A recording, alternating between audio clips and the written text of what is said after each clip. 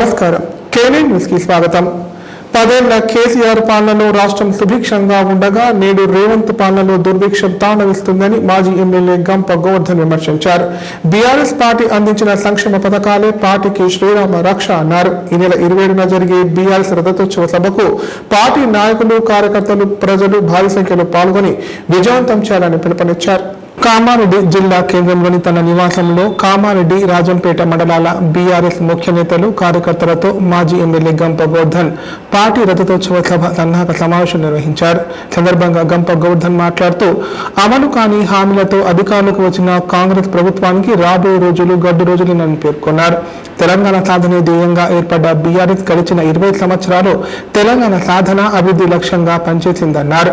గత 10 ఏళ్ల కేసీఆర్ పాలనలో దేశంలోని నంబర్ 1 రాష్ట్రంగా ఎదిగిందని తెలిపారు. రేవంత్ రెడ్డి పాలనలో రాష్ట్రం అధోగతి పాలైందని విమర్శించారు. తెలంగాణ సాధన ధ్యేయంగా ఆవిర్భవించిన బీఆర్ఎస్ పార్టీ 20 సంవత్సరాలు పూర్తి చేసుకుందన్నారు. ఈ సందర్భంగా తెలంగాణ తొలి ముఖ్యమంత్రి కేసీఆర్ నాయకత్వంలో జరిగే సభను విజయవంతం చేయాలని పిలుపునిచ్చారు. ఈ నెల 27న వరంగల్లో జరగనున్న బీఆర్ఎస్ రథోత్సవ సభకు జనాన్ని తరలించేందుకు అన్ని ఏర్పాట్లు చేయడం జరిగిందన్నారు. రథోత్సవ సభ విజయవంతం చేయడానికి ప్రతి మండలంలోని నాయకులు, కార్యకర్తలతో సన్నాహక సమావేశం నిర్వహించడం జరుగుతుందని పేర్కొన్నారు. ఈ పట్టణం ఆ పట్టణం కాదు, ప్రతి పట్టణంలో ప్రతి గ్రామంలో ప్రజలు అల్లాడుతున్నారు, ఘోషపడుతూ ఉన్నారు. ఏం ప్రభుత్వం ఇది, మాకెందుకు ఇంత అన్నాడు. నిన్నగాక మొన్న కిషన్ రెడ్డి హైదరాబాద్ లో ప్రెస్ మీట్ లో అన్నాడు, మమ్మల్ని అన్ని ఇవ్వమని చెప్తుంది ముఖ్యమంత్రి, మేమేమి కరెక్ట్ గా లేము, మేము కూడా అప్పులలో ఉన్నాం, కేంద్ర ప్రభుత్వం ఎక్కడికి వెళ్ళి తెచ్చిస్తామని స్వయంగా కేంద్ర కేబినెట్ మంత్రి. అంటే ప్రధానమంత్రి తర్వాత కేబినెట్ పెద్ద ర్యాంక్ ఉంటుంది, అలాంటి మంత్రి మేము కూడా అప్పులలో ఉన్నాం. ఇలా మేము అందరం చూసినాం, 56,000 లక్షల కోట్లు అప్పులలో ఉండే ఈ బీజేపీ ప్రభుత్వం రాకముందు కేంద్రంలో. ఈయన ఈ 11 ఏళ్లలో 1,86,000 లక్షల కోట్లకు పోయిండు. అంటే ఎక్కడి 56, ఎక్కడి 1,86,000? అంటే నీ ప్రభుత్వం అప్పు చేసిందనేది అందరికీ తెలుసు. నేను నువ్వు రాజకీయ పార్టీలు చెప్పినవన్నీ ఒక నిమిషం బోకసే. కానీ ఈ దేశంలో కాదనేది ఉంటుంది. కాంప్ట్రోలర్ అండ్ ఆడిట్ జనరల్ రిపోర్టును చూస్తే నీ కేంద్ర ప్రభుత్వం ఎన్ని లక్షలు అప్పు తెచ్చింది తెలుస్తుంది. ఇలా కేసీఆర్ 7 లక్షలు 8 లక్షలు తెచ్చిందన్నావు, నీవు అసెంబ్లీలో రిపోర్ట్ పెట్టినావు 4,17,000 కేసీఆర్ తెచ్చిన అప్పు అని. నువ్వు బయట ఏం చెప్తున్నావు? 7 లక్షల పైన అప్పు తెచ్చిండు, ఇలా మేము ఇయ్యలేకపోయినాం. ప్రతి సంవత్సరం అసెంబ్లీలో ఎంత అప్పు ఉంది, ఎంత ఆదాయం ఉంది అనేది పెడుతుంది, మార్చిలో పాస్ చేసుకుంటాం.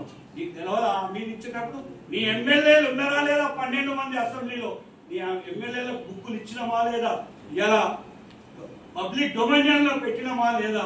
అది లేకుండా నువ్వు హామీలు ఇష్టాలు ఇచ్చేసి ప్రజలను మోసం చేసి కేవలం అధికారం కోసమే నువ్వు అన్ని తప్పుడు హామీలు ఇచ్చి పైకి వచ్చినావు, గద్దెలెక్కినావు తప్ప ఇలా యొక్క హామీలు కూడా ఫ్రీ బస్ ఎంతమంది రోజు బస్ ఎక్కుతామో ఆలోచించాలి. ఇవాళ మనమే ఉన్నాం, మన కుటుంబాలు ఉన్నాయి, మహిళలకు ఫ్రీ బస్ అంటే రోజు బస్ ఎక్కి చుట్టాల దిక్కు, దేవుళ్ళ దిక్కు. కొన్ని ప్రైవేట్ బస్సులు కూడా బుక్ చేసుకోవడం జరిగింది. మనకు రాష్ట్ర వ్యాప్తంగా వరంగల్, పక్కనున్న కరీంనగర్, సిద్దిపేట ఆ జిల్లాలను 25,000 ఒక్కొక్క నియోజకవర్గానికి టార్గెట్ ఇచ్చారు. మిగతా రాష్ట్రం మొత్తం 3,000 చొప్పున టార్గెట్ ఇచ్చిండ్రు. ఆ 3,000 టార్గెట్ కు బస్సులు కూడా అన్ని ఆర్టీసీ, ప్రైవేట్ అన్ని మేము బుక్ చేయడం జరిగింది. ముఖ్య నాయకులను కూర్చొని ఇప్పటికీ 4-5 సార్లు చర్చించి గ్రామాల వారీగా కూడా మేము ఇవ్వడం జరిగింది. ఏ గ్రామానికి ఎంతమంది, అక్కడ ఏ బస్సు వస్తుంది, ఆ నెంబర్లతో సహా మీకు వచ్చే ఆదివారం, ఇవాళ సోమవారం, వచ్చే ఆదివారం నాడు మనం అందరం 12 గంటలకు ప్రతి బస్సు స్టార్ట్ కావాల్సిందే. ప్రతి గ్రామంలో 12 గంటలకు మనం బస్సులు వెళ్తే అక్కడ 2:30 గంటల వరకు అలా పోతాం.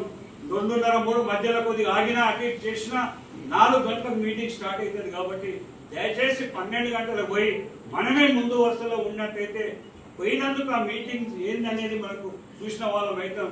లేకపోతే సోదరులు చెప్పినట్టు ఎక్కడో బస్సులో సిద్దిపేట కానీ జామ్ అయిందని మన బస్సు ఇటే మలిపినామనుకో మన కృషి అంతా నీళ్ల పాలైతాయి. కాబట్టి దయచేసి 12 గంటలకే ప్రతి గ్రామంలో బస్సు ఇవ్వాలి. దానికి అన్ని అరేంజ్ గచ్చిబౌలి సైడ్ పోతే అసలు హైదరాబాదా మనం సింగపూర్లో ఉన్నామా ఇంకెక్కడో ఉన్నామనే అనుభూతి మనకే ఆశ్చర్యం. మనం ఏమున్నా ఈ పక్కనే పోయి సెక్రటరీకి వెళ్ళి దవాఖానాల కాడికి ఇదే వస్తాం. కానీ అటు పక్కకు పోతే అసలు సింగపూర్ వాళ్ళు వచ్చి కూడా అసలు హైదరాబాద్ ఇంత డెవలప్ అయిందా 9.5 ఏళ్ళ ఆశ్చర్యపోయే పరిస్థితి.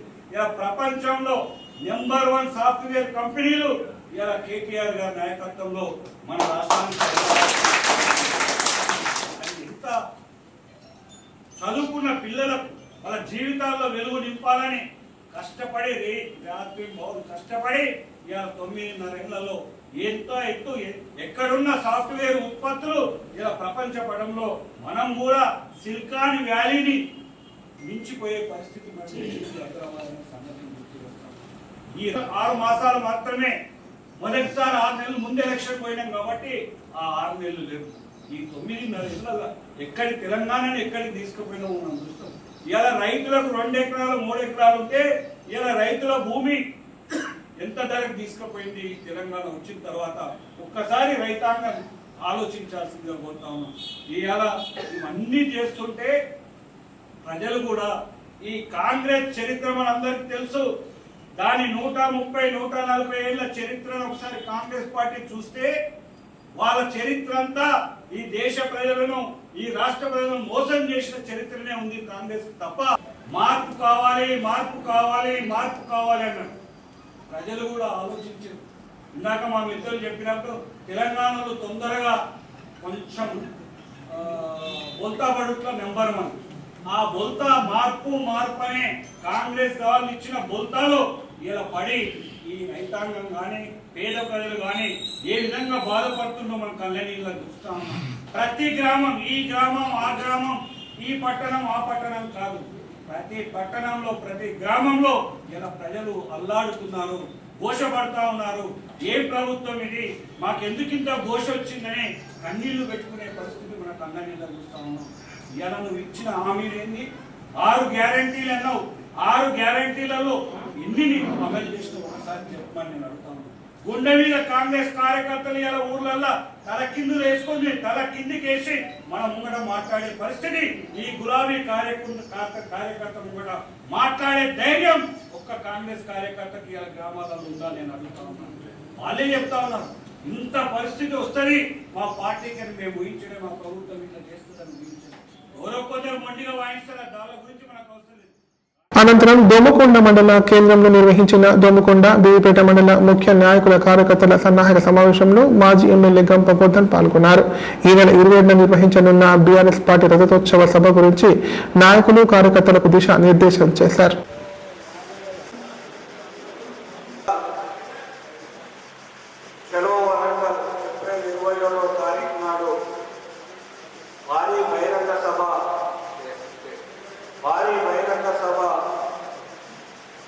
ఏర్పాటు చేసిన దాని కోసం ఈరోజు దోమకొండ బీవీపేట్ 2 మండలాలకు సంబంధించి పార్టీ సన్నాహక సమావేశం ఏర్పాటు చేసుకొని సన్నాహక సమావేశం ఏర్పాటు చేసుకోవడం జరిగింది. ఈ సమావేశానికి అధ్యక్షత వహించినటువంటి మిత్రులు మాజీ జెడ్పీటీసీ సభ్యులు దోమకొండ మండల టీఆర్ఎస్ పార్టీ అధ్యక్షులు మిత్రులు దేవునిపల్లి శ్రీనివాస్ గారికి, అదేవిధంగా దోమకొండ మండల టీఆర్ఎస్ పార్టీ ప్రధాన కార్యదర్శి 3వ విడత రాగానే లెక్క తీసిన 4వ విడత లెక్క తీస్తే అందులో మొత్తం ఎంతమందికి అయింది అంటే ₹32 మందికి రుణమాఫీ అయింది. రూపాయికి 32 అంటే 68% మందికి 68% మందికి రుణమాఫీ కాలేదు. లెక్కలు పేర్లతో సహా పేరు లెక్కల్లో ఆ జాబితా పేపర్ ఇవ్వడం జరిగింది. కాబట్టి దానికి దమ్ముంటే ఒక నాయకుడు కాంగ్రెస్ వాళ్ళు వచ్చి తప్పు చెప్పమంటే పువ్వులు చెప్పే వాస్తవాలు వాస్తవాలే, సత్యం సత్యమే ఉంటుంది తప్ప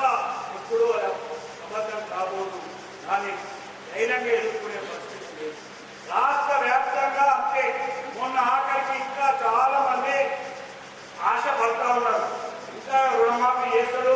మా భక్తులు 6 నెలల్లోనే కామారెడ్డి రైల్వే స్టేషన్ రూపురేఖలు మారబోతున్నాయని జహీరాబాద్ ఎంపీ బీబీ పాటిల్ ప్రభుత్వ సలహాదారులు షబ్బీర్ అలీ అన్నారు. అమృత భారత్ స్టేషన్ పథకం కింద దాదాపు 40 కోట్లతో చేపట్టిన అభివృద్ధి పనులు చురుగ్గా సాగుతున్నాయన్నారు. జిల్లా కేంద్రంలో కొత్తగా 2 రోడ్ ఓవర్ బ్రిడ్జిల కోసం ప్రయత్నం చేస్తున్నామని పేర్కొన్నారు. అమృత భారత్ స్టేషన్ పథకం కింద దాదాపు 40 కోట్ల వ్యయంతో కామారెడ్డి రైల్వే స్టేషన్లో చేపట్టిన అభివృద్ధి పనులను సోమవారం సాయంత్రం జహీరాబాద్ ఎంపీ సురేష్ షెట్కర్ ప్రభుత్వ సలహాదారులు షబ్బీర్ అలీతో కలిసి పరిశీలించారు. రైల్వే డివిజనల్ ఇంజనీర్ శశాంక్తో సమావేశమై మంజూరైన నిధులు సమస్యలపై చర్చించారు. అనంతరం ప్రయాణికులతో మాట్లాడి సమస్యలు అడిగి తెలుసుకున్నారు. ప్రతి రైలు 2 ప్లాట్ఫారంపై నిలుపుతుండటంతో ప్రయాణికులు ఇబ్బందులు పడుతున్నారని స్థానికులు ఎంపీ దృష్టికి తీసుకొచ్చారు. ఇన్ టైంలో వచ్చిన రైళ్లను 1వ నంబర్ ప్లాట్ఫారం పైకి తీసుకురావాలని అధికారులకు సూచించారు. సందర్భంగా వారు మీడియాతో మాట్లాడుతూ అమృత్ భారత్ స్కీమ్ కింద పనులు చురుగ్గా సాగుతున్నాయన్నారు. జిల్లా కేంద్రంలో కొత్తగా 2 రోడ్ ఓవర్ బ్రిడ్జ్ల కోసం ప్రయత్నాలు చేస్తున్నామని చెప్పారు. పాత రాజంపేట రైల్వే గేటు వద్ద ఆర్ఓబి నిర్మాణం కోసం సర్వే జరుగుతుందని మట్టి పరీక్షలకు పంపించామని తెలిపారు. అలాగే పట్టణంలోని కలెక్టర్ కార్యాలయం సమీపంలో ఆర్ఓబితో పాటు పాదాచారులు ద్విచక్ర వాహనదారుల కోసం అండర్ గ్రౌండ్ బ్రిడ్జికి ప్రతిపాదనలు పంపిస్తామన్నారు.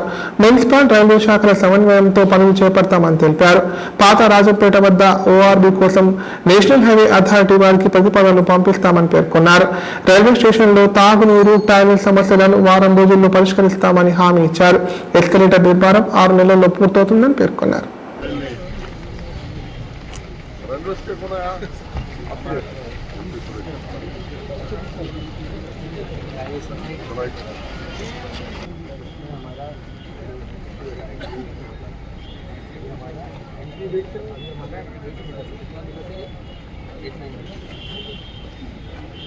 जुर्माना वेयबड़नु वाहनालू सीज చేయబడి स्टेशन के सामने खड़े किए हुए वाहन को तुरंत हटाइए, नहीं तो 500 रुपये जुर्माना लगेगी, वाहन सीज कर दी जाएगी। सेकंड प्लेटफॉर्म पर उसके बाद में तो उसमें जो 12 मीटर रेपो भी आया है,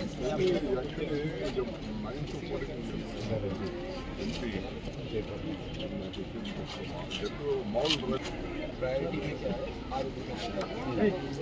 अभी वो आरओबी वाला मैं डील नहीं करता हूँ, हाँ इसका फिजिबिलिटी स्टेटस आरयूबी आएगा, अंडरब्रिज आएगा, ये ओवरब्रिज आएगा। 9 मीटर गेट ఉంటుంది, మిగిలిన అది ఉంటుంది 9 मीटर बीच में बुक कर देना अंडर आएगा, तो टोटल 28 मीटर सबको हैंड ओवर करके देना। అది అష్యూరెన్స్ ఇవ్వాలా రైల్వే దానికి ఎంపీ గారి లెటర్ మీద మినిస్టర్ గారు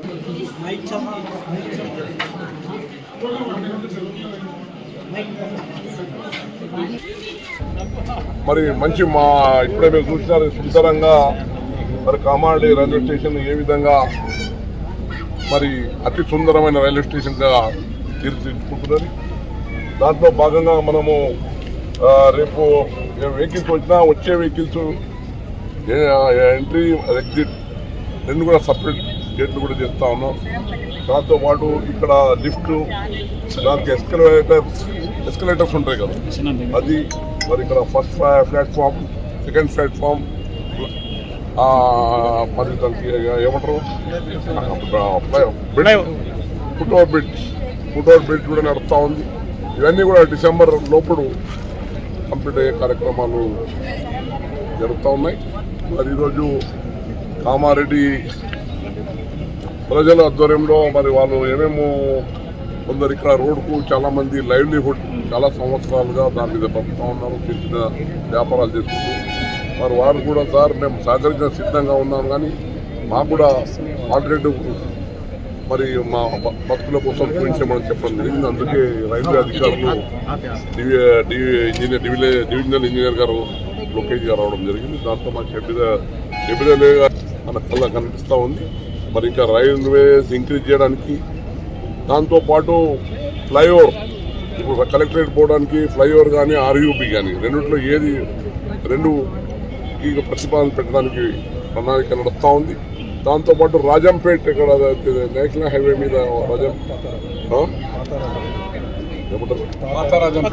పాత రాజంపేట్ పాతరాజంపేట సంబంధించి ఒక ఫ్లైఓవర్ కూడా అవసరం ఉంది. అది నేషనల్ హైవే అథారిటీతో మాట్లాడి అది కూడా ప్రతిపాదన పంపించి మరి ఇక్కడ ఇబ్బంది లేకుండా చేసే కార్యక్రమానికి ఆలోచన చేస్తాం. మా మిత్రులు అన్ని సమస్యలు చూసినాము. మా రైల్వే ఇంజనీర్స్ అధికారుల దృష్టికి తీసుకెళ్లడం జరిగింది.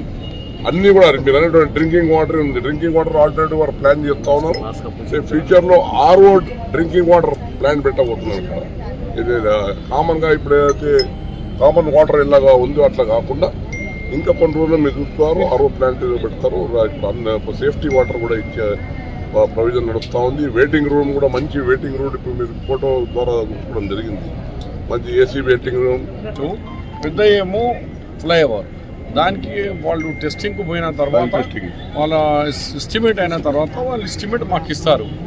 అప్పుడు మనం ఎంత తొందర డబ్బులు ఇస్తారో అంత తొందర పని మొదలు పెడతారు. అక్కడేమో ఎంపీ సాబ్ ఇప్పుడే చెప్పినాడు పాతరాజంపేటలో ఓల్డ్ NH7 ఇప్పుడు NH44 మీద అది ఏమో ఆల్రెడీ NH వాళ్ళు ఉంది కదా. NH వాళ్ళ దగ్గర డబ్బులు తక్కువ ఏం లేదు. అక్కడ కూడా ఎంపీ గారు అది NH కూడా వాళ్ళదే, అది రైల్వే వాళ్ళది కాబట్టి ఇప్పటివరకు సమస్యలు మనకు తెలియదు. ఇవాళ చాలా సమస్యలు మీరు కానీ ఇక్కడ మా కాంగ్రెస్ నాయకులు అందరు కలిసి మా దృష్టికి తెచ్చినారు. ఇప్పుడు మీరు బాత్రూమ్ అన్నారు, ఆల్రెడీ వారం దినాల్లో మన టాయిలెట్స్ ముఖ్యంగా లేడీస్కు టాయిలెట్స్ అవన్నీ కంప్లీట్ అయిపోతారు. ఇప్పుడేమో ఇక్కడ రోడ్డు ఈ ఎలివేషన్కు ఇన్ అండ్ అవుట్ గేట్ గురించి 28 మీటర్స్ ఫిక్స్ అయిపోయింది. 28 మీటర్స్ క్లియర్ చేసి మేము ఇస్తే వాళ్ళు వితిన్ 2 monthsలో ఇక్కడ మన పార్కింగ్ ప్లస్ ఇవన్నీ కూడా కట్టిస్తామని తెలియజేస్తున్నారు. దాంతో సహా వెయిటింగ్ రూమ్స్ ఉన్నాయి. డ్రింకింగ్ వాటర్ ఎంపీ గారు చెప్పినవి అన్నీ కాకుండా ఇంకా అదనపు కూడా ఉంటే మేము కూడా రెగ్యులర్గా ఇక్కడ విజిట్ చేస్తూ ఉంటాం పైన. ఎందుకంటే గతంలో ఎంపీ గారు మనకు లేకుండే, ఇప్పుడు కాంగ్రెస్ పార్టీకి సంబంధించిన ఎంపీ గారు ఉన్నారు, మన చిన్న తమ్ముడే షట్కర్ గారు ఉన్నారు కాబట్టి మేము ఇక ఈడికెళ్ళి డైలీ మానిటరింగ్ చేస్తాం. బూటకపు హామీలతో కాంగ్రెస్ అధికారంలోకి వచ్చిందని ఎమ్మెల్సీ కల్వకుంట్ల కవిత ఆరోపించారు. కాంగ్రెస్ పార్టీ నుండి తెలంగాణ రాష్ట్రాన్ని కాపాడుకోవాల్సిన బాధ్యత ప్రతి బీఆర్ఎస్ కార్యకర్తపై ఉందన్నారు. ఉమ్మడి ఖమ్మం జిల్లా ప్రజలు బీఆర్ఎస్ ను ఆదరించకపోయినా కేసీఆర్ 3 లక్షల ఎకరాలకు సాగునీరు అందించారని గుర్తు చేశారు. వరంగల్లో జరిగే బీఆర్ఎస్ రజతోత్సవ సభ నేపథ్యంలో ఉద్యమకారులను కార్యకర్తలను కలిసేందుకు భద్రాచలం వచ్చిన ఎమ్మెల్సీ కల్వకుంట్ల కవిత ముందుగా భద్రాచలం శ్రీ సీతారామచంద్ర స్వామి వారిని దర్శించుకొని అమ్మవారికి సారి సమర్పించారు. అనంతరం హరిత హోటల్లో ఏర్పాటు చేసిన తెలంగాణ రాష్ట్ర ఉద్యమకారులు కార్యకర్తల సమావేశంలో పాల్గొని కవిత మాట్లాడారు. ఉద్యమకారులు బీఆర్ఎస్ పార్టీది రక్త సంబంధం అని చెప్పారు. ఉద్యమకారులు లేకపోతే తెలంగాణ ఆవిర్భవించేదే కాదన్నారు. రాష్ట్ర అభివృద్ధి కోసం ఒక్క సెకండ్ కూడా విశ్రాంతి తీసుకోకుండా కేసీఆర్ పనిచేశారన్నారు. సీతారామ ప్రాజెక్టు నిర్మించి 3.5 లక్షల ఎకరాలకు కేసీఆర్ నీళ్లు అందించారని చెప్పారు. తెలంగాణ ఉద్యమం పుట్టిందే ఖమ్మం జిల్లా నుంచి. 1969లో ఖమ్మంలో మొదలైన తెలంగాణ ఉద్యమం రాష్ట్రమంతా పాకిందన్నారు. 70 లక్షల సభ్యత్వాలు ఉన్న అతిపెద్ద రాజకీయ పార్టీ బీఆర్ఎస్ అన్నారు. ప్రతి కార్యకర్త తలెత్తుకొని జీవించేలా పార్టీ చేస్తుందని కార్యకర్తలకు హామీ ఇచ్చారు. కేసీఆర్ ను మళ్లీ ముఖ్యమంత్రిగా చూడాలనే ధ్యేయంతో మనమందరం కష్టపడాలని పిలుపునిచ్చారు. అందరం కూడా గమనించుకున్నాం. మరి ఇవాళ కూడా అదే చేయాలి. వీడు చూడడానికి మనోళ్ళలాగా ఉంటాడు, తెలంగాణోళ్ళలాగా ఉంటాడు, కానీ పనిచేసేది తెలంగాణకు వ్యతిరేకంగా పనిచేస్తున్నాడు. ఆ అంశాన్ని దయచేసి గుర్తించాలి. ఇవాళ మన లోపల మనకున్న అనేక సమస్యలకు మీకు కేసీఆర్ గారికి మధ్యలో వారధిగా నేను నిలబడి ఉంటా. నేను మిమ్మల్ని ఏది అవసరం ఉంటే అది సార్ దగ్గరికి మీ సమస్య నేను తీసుకుపోయి చూపిస్తా. మనం చాలా బలమైనటువంటి పార్టీ, ఇంకా బలంగా ఎదుగుదాం. ప్రపంచంలో మనల్ని ఎవరు ఎదిరించలేనంత బలంగా ఎదుగుదాం. కానీ అట్ ద సేమ్ టైం ప్రజల్ని రక్షించుకోవాల్సినటువంటి అవసరం మనకున్నది. తెలంగాణ యొక్క అభివృద్ధిని కాపాడుకోవాల్సినటువంటి అవసరం మనకున్నది. ఆ ప్రథమ బాధ్యతను మర్చిపోవద్దని కూడా ఇక్కడ ఉండేటటువంటి నాయకులకందరికీ కూడా నేను సూచన చేస్తూ ఉన్నాను. మీ అందరికీ తెలుసు ప్రపంచం అంతా ఉంటుంది. అప్పుడైతే ఆ ఈడీ సిబిఐ మొత్తం నా ఫోన్ నంబర్ టీవీలలోనే వేసేసారు. ప్రతి ఒక్కరి దగ్గర నా ఫోన్ నంబర్ ఉంటుంది. ఫోన్ నంబర్ లేని వాళ్ళు ఇన్స్టాగ్రామ్, ఫేస్బుక్, ట్విట్టర్ ఎట్లా అన్నా నన్ను రీచ్ కావచ్చు. మీకు ఏ సమస్య ఉన్నా తీర్చేటటువంటి బాధ్యత నేను తీసుకుంటా. కేసీఆర్ గారి దగ్గరికి మీ సమస్యను నేను వివరించి తీసుకొని వెళ్తా. మీరు నాకు ఒక వాగ్దానం చేయాలి. భద్రాచలంలో ఉప ఎన్నిక వస్తే ఎట్టి పరిస్థితులలో మళ్ళా ఇదే గులాబీ జెండా ఎగిరేయాలని చెప్పి మాట మీ అందరి దగ్గర నేను తీసుకుంటా ఉన్నాను. మరి ఇక్కడికి భద్రాచలంతో నా అనుబంధం ఇప్పటిది కాదు, అనేక సంవత్సరాలది. ఆనాడు భద్రాచలంకి బతుకమ్మ చేయడానికి వచ్చినప్పుడే నరసింహమూర్తి గారి ఇంటికి కూడా నేను వెళ్ళడం జరిగింది. ఇక్కడ బతుకమ్మ రాముల వారి సన్నిధిలో చేసినప్పుడు నాకు బాగా గుర్తుంది. జయశంకర్ గారు, కేసీఆర్ గారు ఇద్దరు పక్కపక్కన కూర్చొని నాకు ఫోన్ చేశారు. నీకు భద్రాచలంలో ఇంతమంది లేడీస్ ఎట్లా వచ్చినారు అసలు అని అడిగినారు. అంటే నేను చెప్పాను, లేదు ఇక్కడ చాలా చైతన్యం ఉన్నది, చాలా అద్భుతంగా పనిచేసేటటువంటి వ్యక్తులు, నాయకులు ఉన్నారు, అందుకే ఇంత మంచిగా ఇక్కడ పండగ జరుపుకుంటా ఉన్నారని చెప్పినాము. ఆ చైతన్యం ఇప్పుడు ద్విగుణీకృతమైంది. మన రాష్ట్రం వచ్చింది, మన రాష్ట్ర పండగ, మన రాష్ట్ర పద్ధతులు, మన రాష్ట్రం, మన రాష్ట్ర అభివృద్ధి అనే ఒక సోయి అందరికి కూడా ఉంది. కాబట్టి దాన్ని కాపాడుకునేటటువంటి దిశగా మనందరం కూడా ప్రయత్నం చేద్దామని మీ అందరినీ కూడా కోరుకుంటున్నా. అనేక మంది అనేక రకాలుగా ఉద్యమంలో పాల్గొన్నాం. ఆ స్ఫూర్తిని మాత్రం విడిచిపెట్టొద్దని చెప్పి ఒక సోదరిగా ఏదేమైనా మీకు అండగా నేను నిలబడతానని చెప్పి మీ అందరికీ కూడా మళ్ళీ మనవి చేసుకుంటూ, మరి కార్యక్రమాన్ని ఇంత సమన్వయంతో నిర్వహించడానికి దోహదపడ్డట్టు మన దిండిగాల రాజేంద్ర అన్నకు మళ్ళీ ఒకసారి ప్రత్యేకంగా నమస్కారాలు, తమ్ముడు హుసేన్కి మళ్ళీ ఒకసారి ప్రత్యేకంగా నమస్కారాలు తెలియజేస్తూ మీ అందరి దగ్గర కూడా నేను సెలవు తీసుకుంటున్నాను. Thank you. జై తెలంగాణ, జై కేసీఆర్, జై తెలంగాణ. ఆర్థిక పరమైన ఇబ్బందులు ఉన్నప్పటికీ రైతుల ప్రయోజనాలే పరమావధిగా పంట రుణాల మాఫీ కింద రైతుల ఖాతాలో 33,000 కోట్లు జమ చేశామని మంత్రి తుమ్మల నాగేశ్వరరావు అన్నారు. ప్రకృతి వైపరీత్యాల వల్ల దెబ్బతిన్న రైతాంగానికి నష్టపరిహారం సైతం అందించనున్నట్లు పేర్కొన్నారు. తెలంగాణలో ఉన్నది రైతు ప్రభుత్వమని, రైతాంగ సంక్షేమమే తమ ప్రభుత్వ ధ్యేయమని మంత్రి స్పష్టం చేశారు. రాష్ట్ర వ్యవసాయ శాఖ ఆధ్వర్యంలో నిజామాబాద్ జిల్లా కేంద్రంలోని గిరిరాజ్ ప్రభుత్వ డిగ్రీ కళాశాల మైదానంలో ఈ నెల 21 నుండి 23 వరకు కొనసాగనున్న రైతు మహోత్సవం కార్యక్రమం సోమవారం అట్టహాసంగా ప్రారంభమైంది. రాష్ట్ర వ్యవసాయ మార్కెటింగ్ చేనేత శాఖ మంత్రి తుమ్మల నాగేశ్వరరావు రైతు మహోత్సవాన్ని లాంఛనంగా ప్రారంభించారు. హైదరాబాద్ నుంచి మంత్రితో కలిసి హెలికాప్టర్లో విచ్చేసిన సహచార మంత్రులు ఉత్తమ్ కుమార్ రెడ్డి, జిల్లా ఇన్ఛార్జ్ మంత్రి జూపల్లి కృష్ణారావు, ప్రభుత్వ సలహాదారులు షబ్బీర్ అలీ తదితరులు ఈ మహోత్సవంలో పాల్గొన్నారు. వీరితో పాటు ప్రభుత్వ వ్యవసాయ సలహాదారులు పోచారం శ్రీనివాస్ రెడ్డి, ఎమ్మెల్యేలు, ఎమ్మెల్సీలు, నిజామాబాద్, కామారెడ్డి జిల్లాల కలెక్టర్లు రాజీవ్ గాంధీ హనుమంతు, ఆశీష్ సంగ్వాన్, వ్యవసాయ అనుబంధ శాఖల ఉన్నతాధికారులు, కార్పొరేషన్ల చైర్మన్లు భాగస్వాములయ్యారు. రైతు మహోత్సవ ప్రాంగణంలో ఏర్పాటు చేసిన వ్యవసాయ అనుబంధ రంగాల స్టాల్స్ విశేషంగా ఆకట్టుకున్నాయి. ఆధునిక వ్యవసాయ యంత్రాలు, పనిముట్లు, వ్యవసాయ ఉత్పత్తులు, అధిక దిగుబడులను అందించే అధునాతన వంగడాలు, మేలుజాతి పశువులు, ఆహార పదార్థాల ప్రదర్శనకు దాదాపు సుమారు 150 స్టాళ్లు ఏర్పాటు చేశారు. సేంద్రియ విధానంలో పంటల సాగు, ఆధునిక పద్ధతుల్లో లాభసాటి వ్యవసాయం, తక్కువ పెట్టుబడితో అధిక దిగుబడులను అందించే వంగడాలు తదితర వాటి గురించి వ్యవసాయ శాస్త్రవేత్తలు, నిపుణులు, ఆదర్శ రైతుల ద్వారా అన్నదాతలకు అవగాహన కల్పించేందుకు ప్రత్యేక ఏర్పాట్లు చేశారు. ఈ కార్యక్రమానికి 5 జిల్లాల నుంచి పెద్ద సంఖ్యలో రైతులు హాజరయ్యారు. మంత్రులు, ప్రజాప్రతినిధులు, ఉన్నత అధికారులు స్టాల్ సందర్శించి నూతన ఆవిష్కరణలు, అధునాతన వంగడాలు, వ్యవసాయ అనుబంధ రంగాల ఉత్పత్తులను పరిశీలిస్తూ వాటి గురించి వివరాలు అడిగి తెలుసుకున్నారు.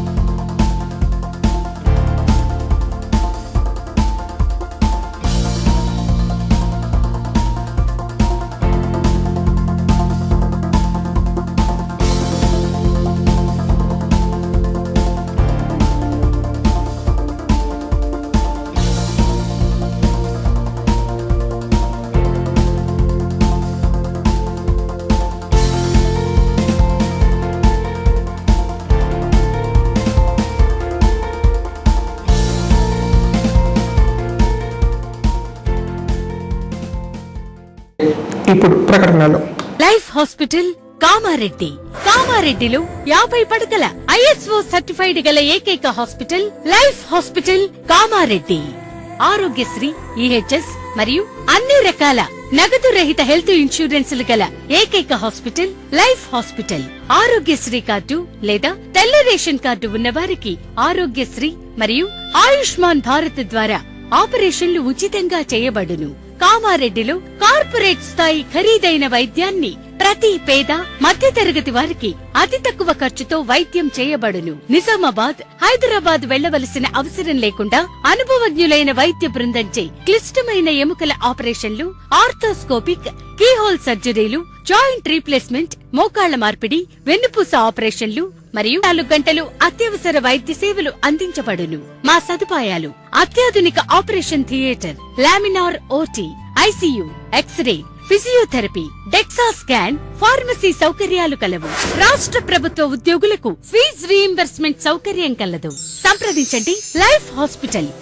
తెలంగాణలో మొట్టమొదటిసారిగా అధునాతన పద్ధతిలో నరాల, మానసిక, sex, alcohol, fits treatment, AC intensive care unit ఇప్పుడు మన నిజామాబాద్ లో doctor B Keshavulu MD psychiatry, Osmania గారి ఆధ్వర్యంలో అన్ని సదుపాయాలు గల అత్యాధునిక అతిపెద్ద హాస్పిటల్ ప్రారంభించబడ్డది. నరాల బలహీనతలు, తలనొప్పి, ఫిట్స్, పళ్లు బిగపట్టడం, భయం, గుండెదడ, డిప్రెషన్, ఒంటరితనం, మంత్రాలు చేతబడి చేశారని అనుమానపడటం, వ్యతిరేకమైన ఆలోచనలు, తన గూర్చి మాట్లాడుకుంటున్నారని, చంపడానికి వస్తున్నారని భ్రమపడటం, ముట్టిందే ముట్టటం, కడిగిందే కడగటం, సెక్స్ లో బలహీనత, శీఘ్రస్ఖలనం, హస్తప్రయోగం, సెక్స్ లో తీవ్ర అసంతృప్తి, భార్యాభర్తల మధ్య అనుమానాలు, పిల్లల అల్లరి, అతికోపం, మతిమరుపు, చదువులో వెనుకబాటుతనం, alcohol, cigarette, gutka, Gul form బానిసైన వారికి స్పెషల్ ట్రీట్మెంట్. గమనిక: ఆధునిక ఏసీ వార్డు, అత్యంత విశాలమైన భవనం, అన్ని నరాల మానసిక సమస్యలకు మరియు ఆల్కహాల్ ను మాన్పించుటకు అడ్మిషన్స్ సౌకర్యం గల తెలంగాణలోనే అతిపెద్ద hospital doctor Keshavulu hospital. Bus stand ఎదురుగా line, Khaleelwadi, Nizamabad. Phone 08462255189. Congress party ఆధ్వర్యంలో రాజ్యాంగ పరిరక్షణ పాదయాత్ర నిర్వహించారు. రాజ్యాంగ పుస్తకం, అంబేద్కర్ చిత్రపటంతో ప్రతి గడప గడపకు తిరుగుతూ ప్రజలకు అవగాహన కల్పించారు. రాజ్యాంగ అమలుకు వచ్చి 70 సంవత్సరాలు పూర్తయిన సందర్భంగా పాదయాత్ర నిర్వహిస్తున్నట్లు పేర్కొన్నారు. కామారెడ్డి జిల్లా కేంద్రంలోని 15, 16, 17 వార్డులలో కాంగ్రెస్ నాయకులు రాజ్యాంగ పరిరక్షణ పాదయాత్ర చేపట్టారు. ఇందులో భాగంగా జై బాపు, జై భీమ్, జై సంవిధాన్ అభియాన్ కార్యక్రమాన్ని ప్రతిజ్ఞ చేసి ఇంటింటికి తిరుగుతూ రాజ్యాంగ పరిరక్షణపై ప్రజలకు వివరించారు. సందర్భంగా వారు మాట్లాడుతూ బీజేపీ కేంద్ర ప్రభుత్వం రాజ్యాంగం కల్పించిన స్వేచ్ఛ, సమానత్వం హక్కులను కాలరాస్తూ మహాత్మా గాంధీ చూపిన అహింస, శాంతి సిద్ధాంతాలను విస్మరిస్తోందన్నారు. భారత రాజ్యాంగాన్ని, దేశ సమగ్రతను కాపాడుకునేందుకు కాంగ్రెస్ పార్టీ ఆధ్వర్యంలో దేశవ్యాప్తంగా చేపట్టిన జై బాపు, జై భీమ్, సంవిధాన్ నినాదంతో పెద్ద ఎత్తున ఉద్యమిద్దామని పిలుపునిచ్చారు. ఇచ్చిన హామీలు ఒక్కొక్కటిగా అమలు చేస్తూ రాష్ట్రాన్ని అన్ని విధాలా అభివృద్ధి చేయడం జరుగుతుందన్నారు. ఎక్కడా లేని విధంగా ఇటీవల రాష్ట్రంలో సన్నబియ్యం పంపిణీ ప్రారంభించి పేదలకు అందజేయడం జరుగుతుందని పేర్కొన్నారు.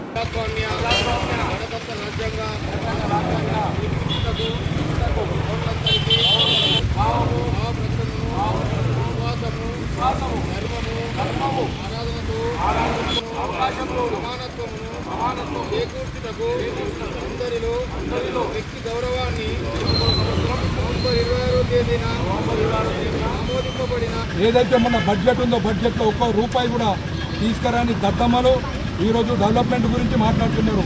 సిగ్గుపడాలా. అదేవిధంగా భారతదేశంలో ఎక్కడ లేని విధంగా మరి తెలంగాణలో సన్న బియ్యం ఇవ్వడం జరుగుతుంది.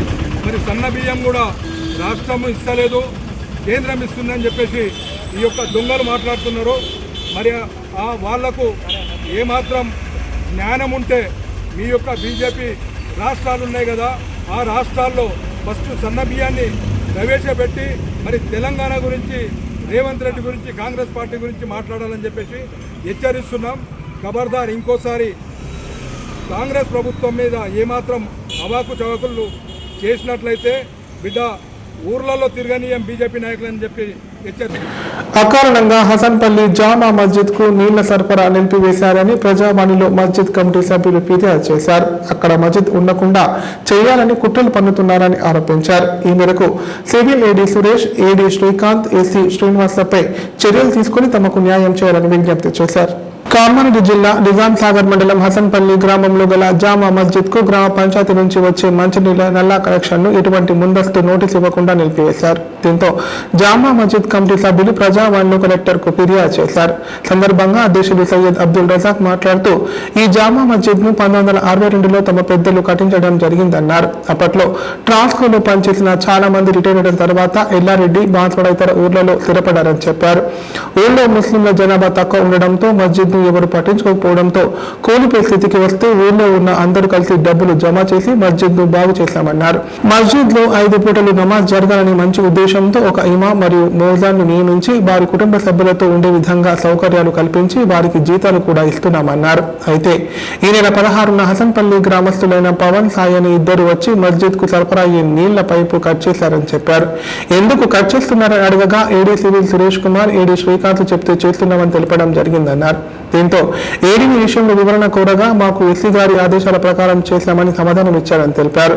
ఊర్లో ఆలయాలకు ఇతర వాటికి నల్లా కనెక్షన్ ఉండగా కేవలం మస్జిద్ నీళ్ల పైపు కనెక్షన్ కట్ చేయడం దారుణమన్నారు. మస్జిద్ కు నీళ్లు ఇవ్వద్దని దురుద్దేశంతో వ్యవహరించిన ఏడీ సివిల్ సురేష్ కుమార్, ఏడీ శ్రీకాంత్ మరియు ఎస్సీ శ్రీనివాస్లపై విచారణ చేపట్టి తమకు న్యాయం చేయాలని విజ్ఞప్తి చేశారు.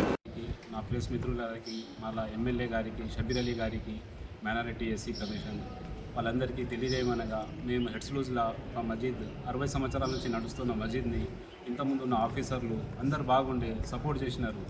Suddenly AD Srikanth and AD civil Suresh Kumar garu వచ్చినప్పటి నుంచి మాకు చాలా ఇబ్బంది పెడుతున్నారు. వాటర్ కనెక్షన్ కట్ చేసేసినారు వితౌట్ ఇంటిమేషన్. నేను లీగల్ నోటీస్ లేదు, ఏం లేదు. అక్కడ పిల్లలు ఉంటారు, ఇమాం మౌజాన్ ఉంటారు, వాళ్ళ ఫ్యామిలీస్ ఉంటారు, వాళ్ళకి తాగునీటి లేకుండా చేసినారు. దాని ఉద్దేశం ఏముండో మనం అడిగితే పైన అధికారి ఒకరు ఎస్సీ గారు శ్రీనివాస్ గారి పేరు చెప్తే ఎస్సీ శ్రీనివాస్ గారు అంటారు, పైన అధికారి అంటారు. కానీ అఫీషియల్ లెటర్ లేదు, మ్యాటర్ లేదు, లేకుండా ఇల్లీగల్గా కనెక్ట్ చేసినారు. ఇది చాలా చట్ట విరుద్ధం, ఇల్లీగల్. వాళ్ళ మీద లీగల్లీ యాక్షన్ తీసుకోవాలని కలెక్టర్ గారిని, షబీర్ అలీ గారిని, మళ్ళీ ప్రెస్ మిత్రుల గారికి, ఎస్పీ గారిని కోరుతున్నాం. अस्सलाम वालेकुम।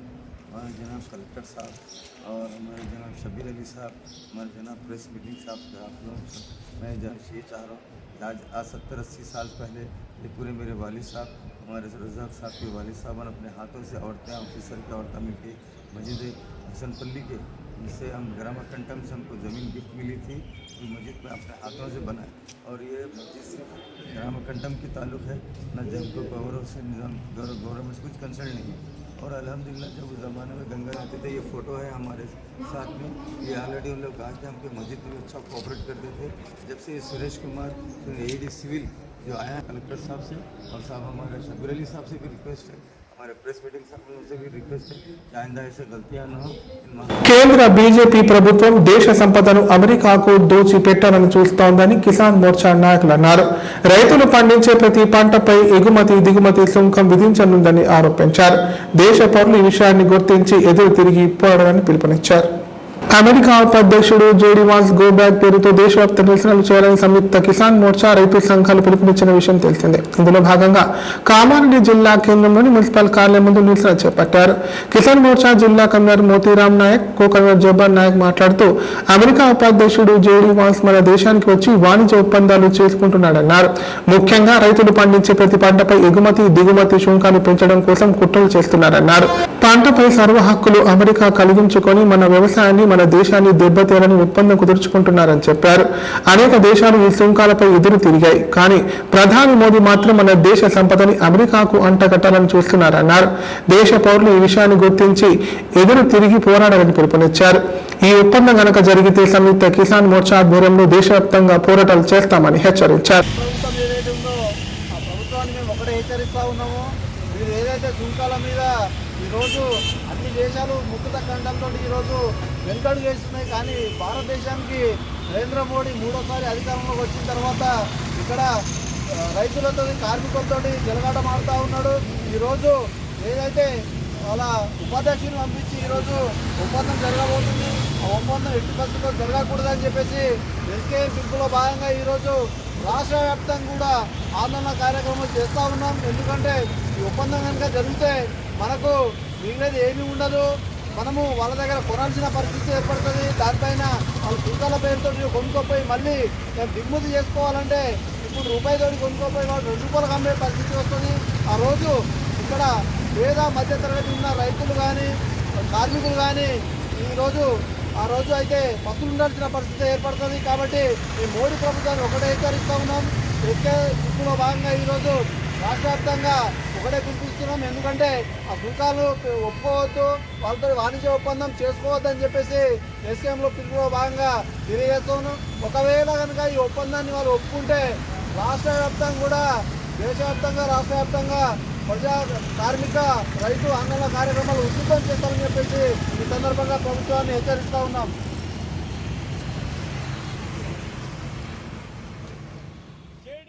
వార్తలు ఇంతటితో సమాప్తం. తిరిగి ప్రసారం వార్తలు మళ్ళీ కలుద్దాం. అంత సెలవు. నమస్కారం.